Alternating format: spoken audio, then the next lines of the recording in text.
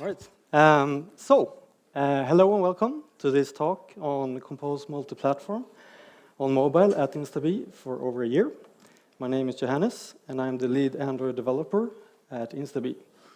I've been at Instabee for 5 years, and my Android development journey started 15 years ago when I got my first HTC Magic in Hong Kong. With me today, I have my colleague Partha. Hello, I'm also an Android developer at Instabee. I started developing Android as a hobby since gingerbirth, and I've been building apps professionally for 5+ years. Great. So let's start off with a show of hands. How many of you are using Kotlin multiplatform on a regular basis? Oh, wow. That's quite a lot. Nice. How about Compose multiplatform? Wow. A couple of hands. Yeah, that's nice. I hope this talk will serve as an inspiration and that we'll see many more hands next year. Last year, when JetBrains announced at KotlinConf that Compose for iOS was going alpha, we had already been running it in production for a couple of months. So we're early adopters, and we're happy to be back here this year to share what we learned during the past 2 years. This is our first conference talk, so I hope you will find it interesting. First, I'll go through the agenda a bit. We'll talk about what Instabee is. Then we'll go through the why decision, why we chose to adopt Compose for iOS this early. Then we'll do some technical deep dives, talk about how we worked in the teams, and how it went, and lastly, what's next. So, what is Instabee? Instabee is a logistics technology company from Sweden. It specializes in last mile delivery, and we heavily use technology to solve all the hard problems that exist within the logistics domain. To do this, we utilize our vast smart locker network and our home delivery service, and we have 3 customer-facing brands, Budbee, Instabox, and Porterbuddy. We really try to provide a really nice delivery service for our end users, as well as our partner merchants, while also being nice to the planet. So this is a simplified version of the delivery process, but our team is responsible for multiple apps in this delivery process. From the start, when the user places an order with one of our partners, all the way to the end where we deliver the parcels through one of our smart lockers or as a home delivery. Today we'll focus on the app that the couriers use to do the deliveries. If you want to know more about Instabee and what we do, find us after the talk and we'll be happy to have a chat. So, the why decision. Why would anyone roll out adopt this early,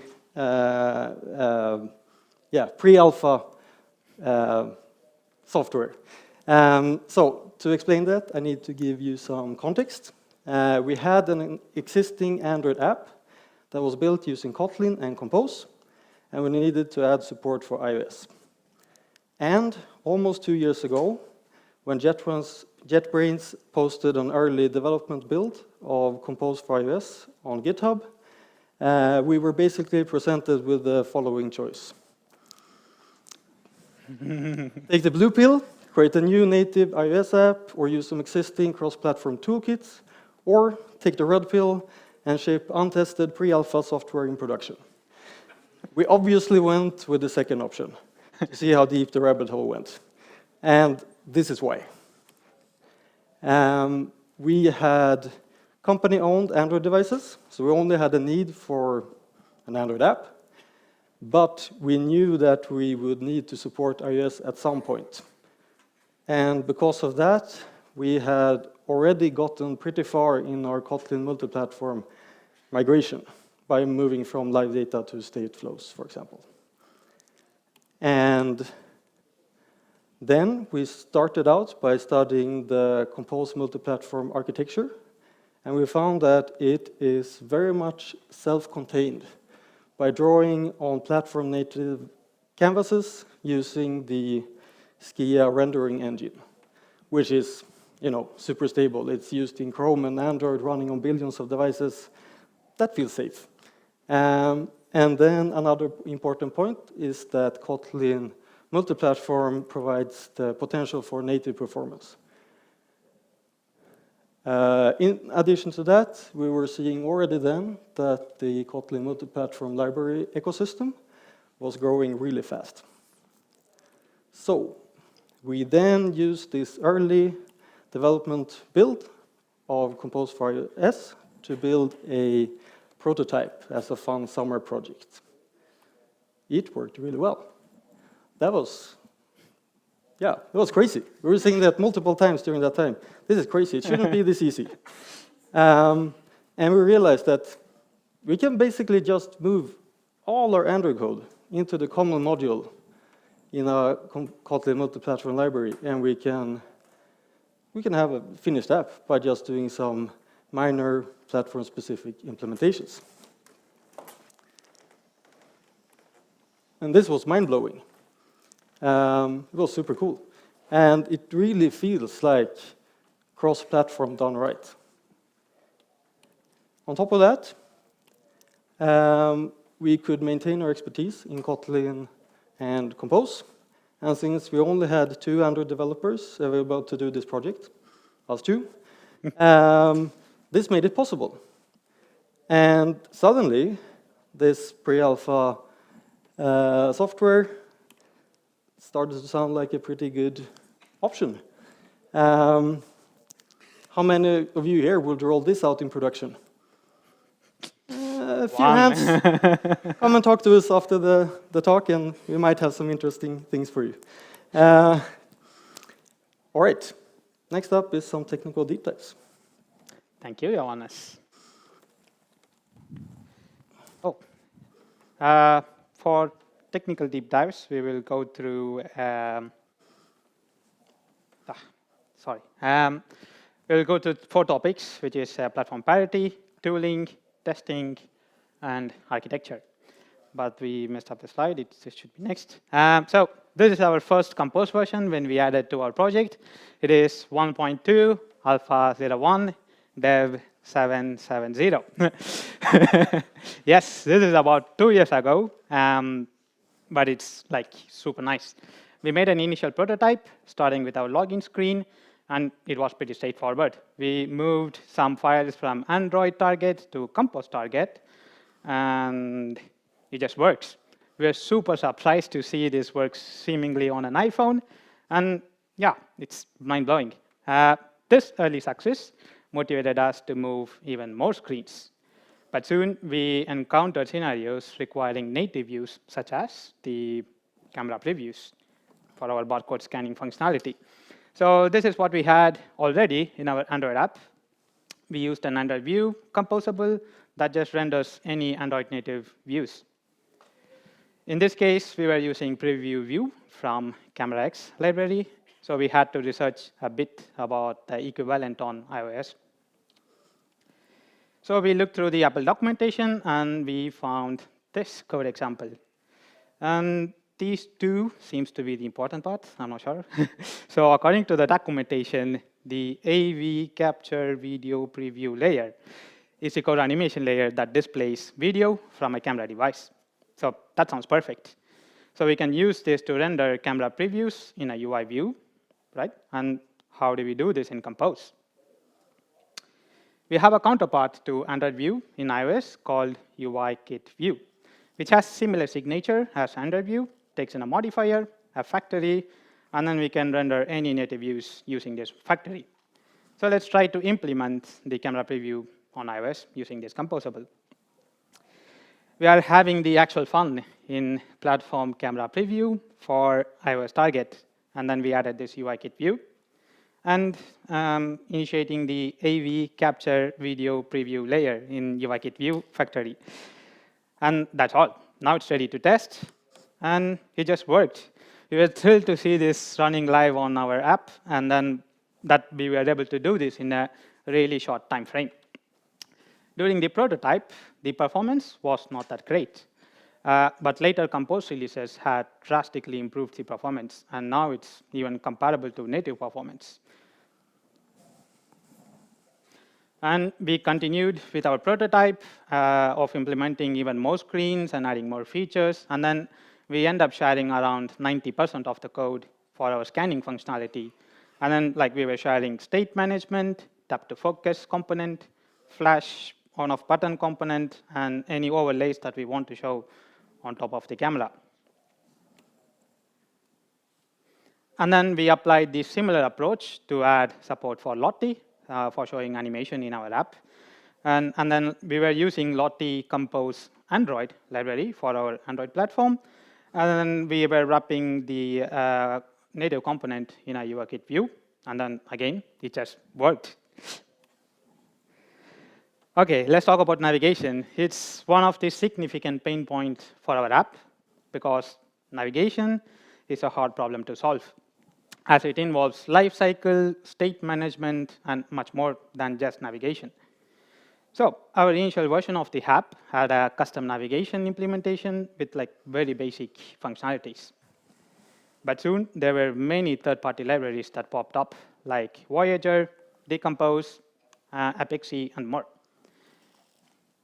But we built our navigation system in a way that is so easy to swap out any libraries. So we were experimenting with all these libraries, and we finally decided to use Voyager, which solved our navigation problems.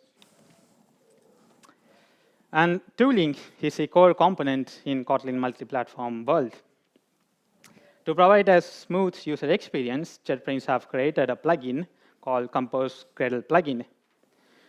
During this initial release of this plugin, while it sounds exciting, there were a lot of limitations on the tooling. Initially, the plugin used Xcode Gen to generate an iOS project, and then you could run in a UI view controller. But there were limitations on the Compose compiler, which restricted us to distribute our shared code to only via an executable instead of a framework. But later releases of Compose Gradle plugin and Compose compiler, which had a lot of significant improvements, they simplified our project setup and eliminated the need of all these custom scripts, and also unblocking those limitations. Resource management is an interesting problem to solve.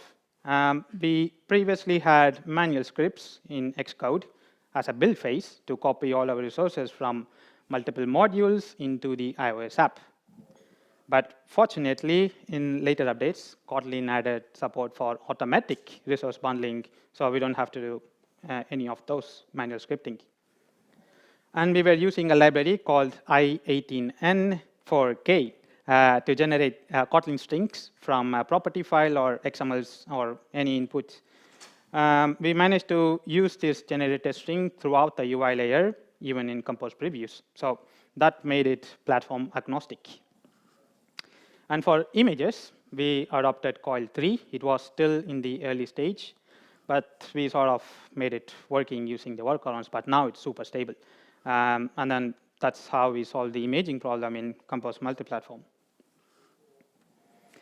OK, so a tool that connects all these amazing features and developments is the main concept, which is IDE. We were using Under Studio in combination with Kotlin multi-platform mobile plugin. And this provides us the ability to run or debug both Android and iOS apps right from the single IDE, which is Under Studio. And we have been using Fleet for some time. Fleet is a new IDE from JetBrains. It is polyglot, which means it supports multiple languages, including Kotlin and Swift. Features such as code navigation, refactoring, debugging works across the languages right out of the box. And Fleet has an amazing collaboration feature. Since Johannes lives in Japan and I'm in Stockholm, we do pair programming a lot in Fleet. And that's not all. Johannes uses a Linux computer for work, so he can't use iOS development. But we could use Fleet pair programming to utilize my MacBook as an iOS development machine.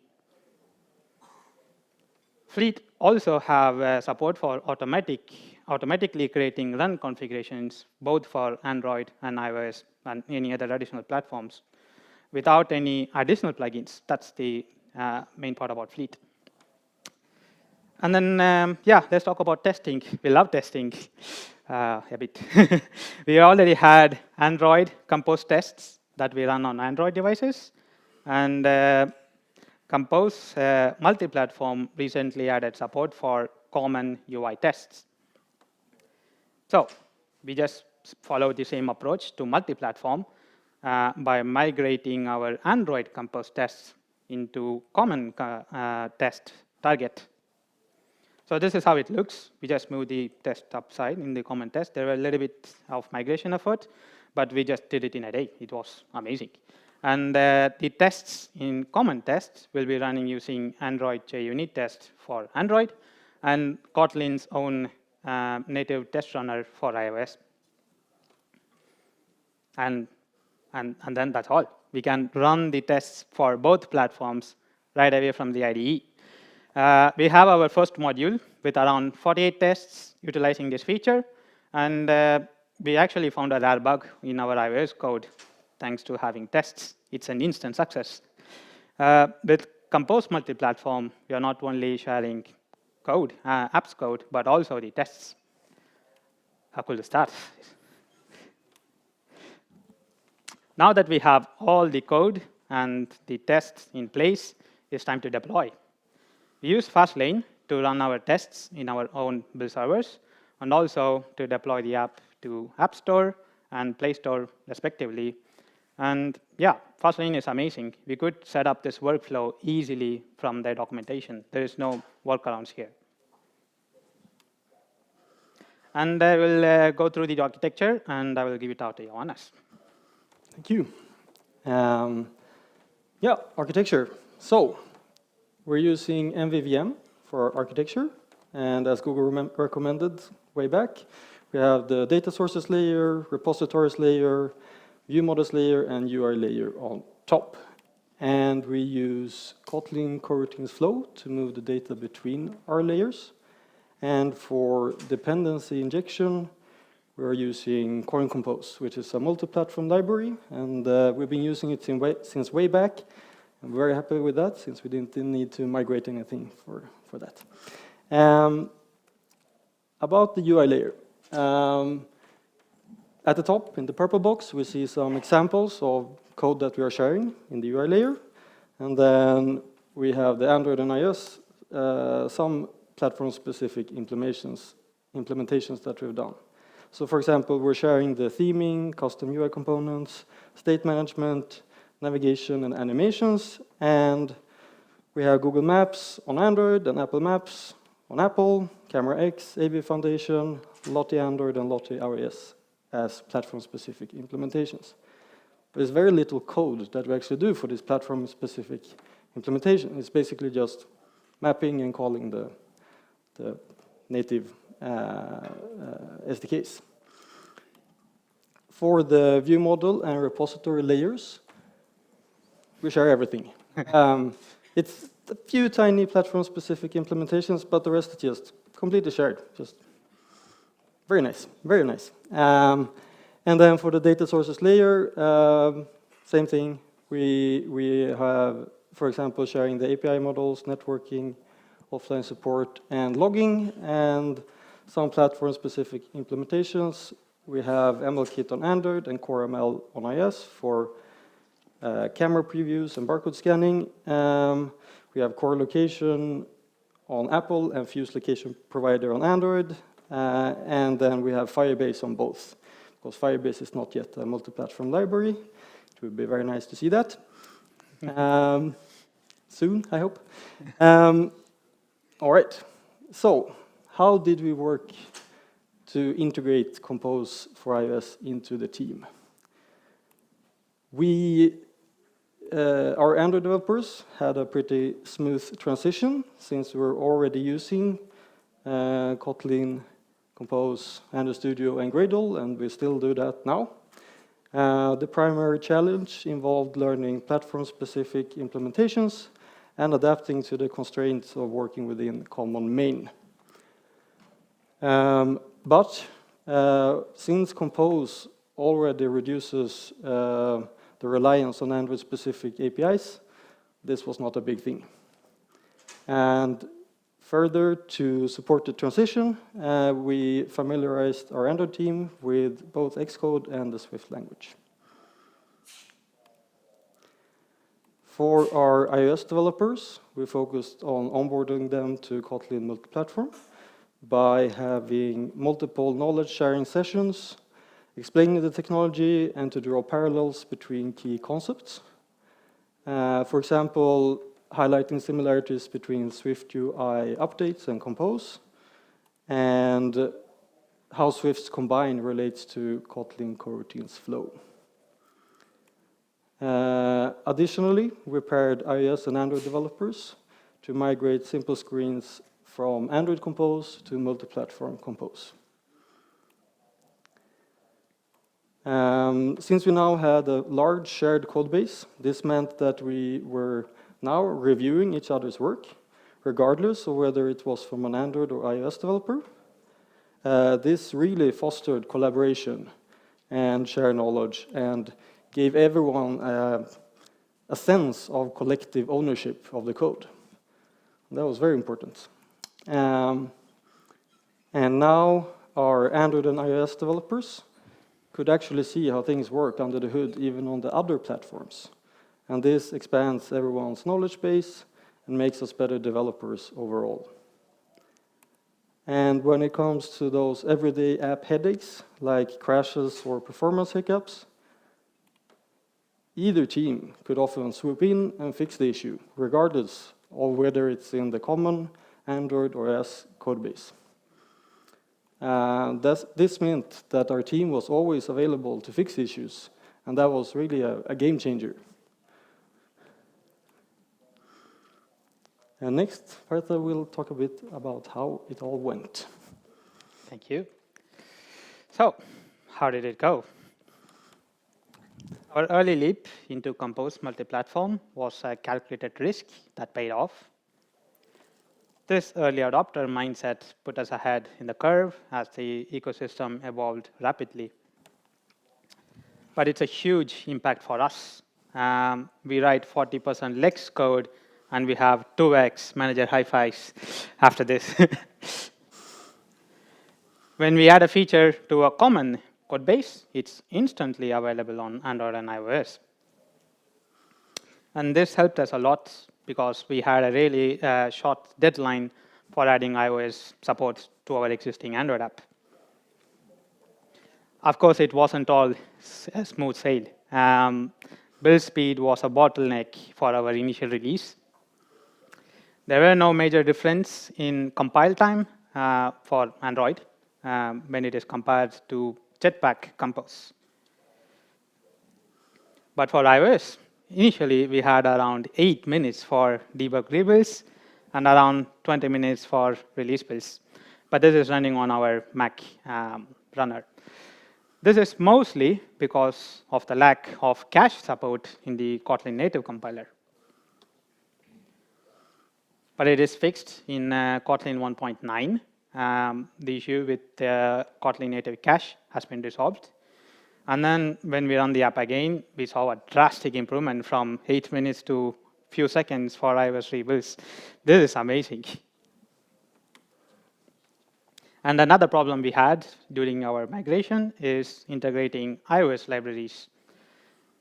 There was Kotlin CocoaPods plugin, which didn't work well with multi-modules at that stage. So we had custom C interrupts for Firebase and Google sign-in as a workaround, and we have scripts that integrates this with Xcode as well. But we were able to fix this with the latest updates to Kotlin CocoaPods plugin. We don't have those scripts anymore. But with the cost of increased build time, as I showed you earlier. And there are still some troubles with adding pure Swift libraries. So hopefully we have a nice feature for that, support for that.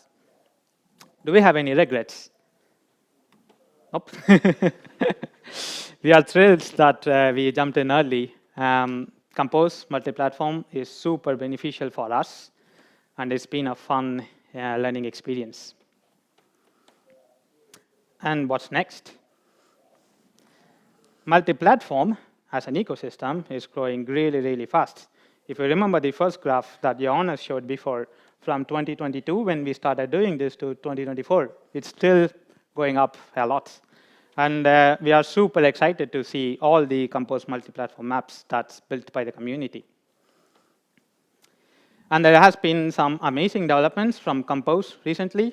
First, we'll talk about multi-platform resources. It's a library that packs in a lot of new features, like very recently. We start off by having a folder called Compose Resources. If you're from Android, it's the equivalent of Resources folder. And then it can hold drawables, files, fonts, values, whatever resources that you have in your project.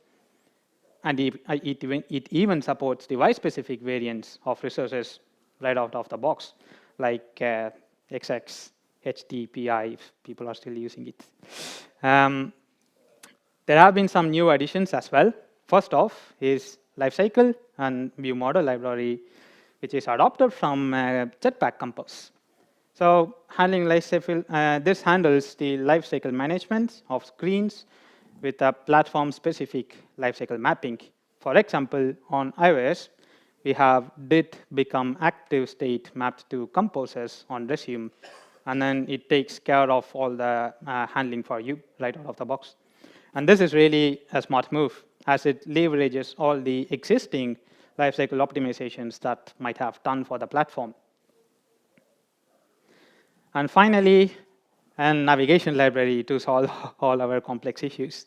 It is being adopted from Jetpack Compose as well.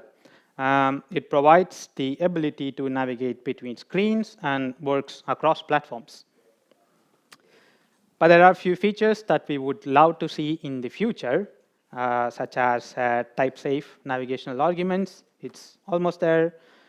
And integrated backhandling and screen transitions that works according to the platform. And K2 is finally stable. I think we haven't seen the keynote yet. We have been testing K2 for a long time since it was in beta 1. We at Instabee, Johannes, is a Kotlin championship program where we test Kotlin early builds so that we can adapt to our project.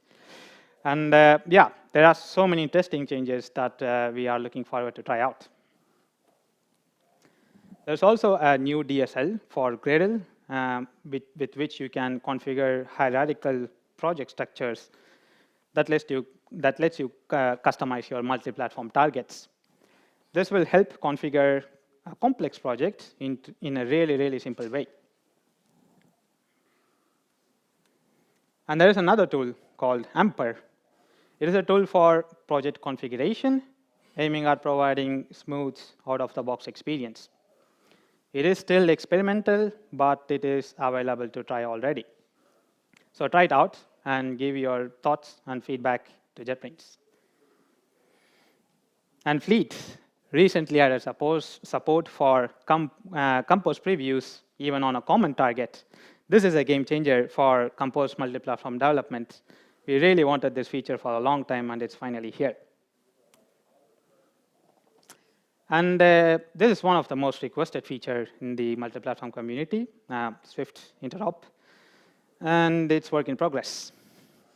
With that, they are also discussing about support for Swift Package Manager. And yeah, please visit this UTrack link issue and mention your use case so that it helps JetBrains to design the tooling about Swift Package Manager. And lastly, we have one more thing on the future request is faster builds. It's always high on our wish list, and I hope we will get there soon. So with all our learnings about Compose multi-platform, we have this following strategies for adoption.